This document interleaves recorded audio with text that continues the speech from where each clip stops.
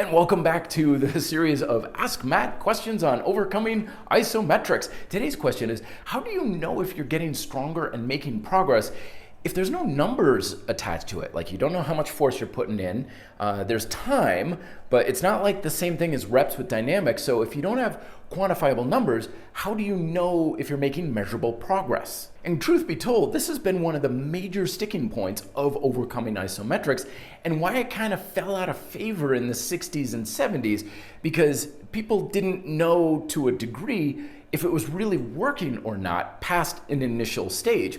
And one of the things I'm really excited about, of course, is Dragon Door is now coming out with their ISO chain. It should be out mid-July or so. I'm one of the early adopters and pre-orders for it. I'll do a full review of it, but it has a readout in the handle of exactly how much force you're producing, and you can even program it for, okay, I want to produce this much force for this amount of time, and it has alarms, so it says you're not pulling enough and stuff. Really interesting piece of equipment. If you want to learn more, I put a link down below to the page in the description if you want to learn more about it. Could be a complete isometric game changer because it takes care of that whole measurable, quantifiable element for overcoming isometrics. But aside from that, what do you do for other ideas? Well, here's the way I kind of look at it. Like all forms of progress in diet and exercise, I'm a very big believer that your results should be pretty damn self-evident.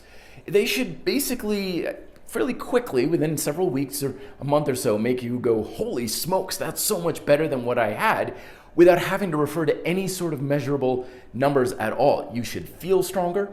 You should feel more stable. You should also feel the muscles engaging in a more synergistic way. One of the more common things that I've heard from people is they'll do an overcoming isometric for like lunges, and they'll be like, oh wow, that's all in the quad.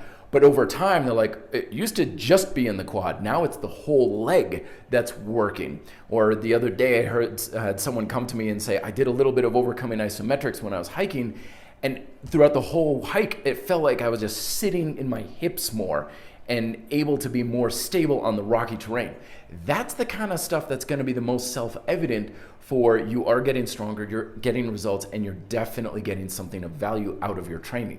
Now, while this may be a little short-term, that initial honeymoon stage, the long-term solution I recommend is always still be practicing some sort of other type of training that has some type of measurable progress, be it weightlifting or other physical activities, progressive calisthenics, and so on. Because the strength of overcoming isometrics should carry over very well to whatever else that you're doing. And that's certainly been my case. This pistol squat that I did the other day, I had no warm-up, I had no practice, I had no preparation, just right down into the pistol squat. And the moment I got down there, I thought to myself, wow, this sure as hell got a lot easier, even though I haven't done any pistol squats in almost 2 months. I've been doing things like shrimp squats and stuff.